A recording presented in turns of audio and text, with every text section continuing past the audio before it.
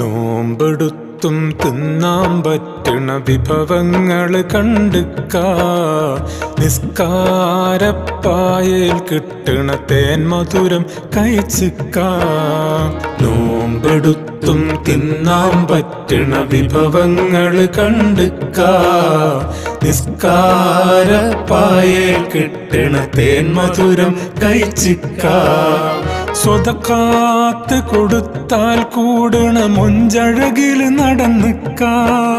സ്വതക്കാത്ത് കൊടുത്താൽ കൂടണ മൊഞ്ചഴകില് നടന്നിക്കാ.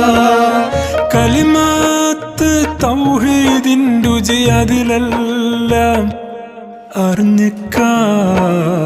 നോമ്പെടുത്തും തിന്നാൻ പറ്റണ വിഭവങ്ങള് കണ്ടുക്കാ. നിസ്കാരപ്പായയിൽ കിട്ടണ തേൻ മധുരം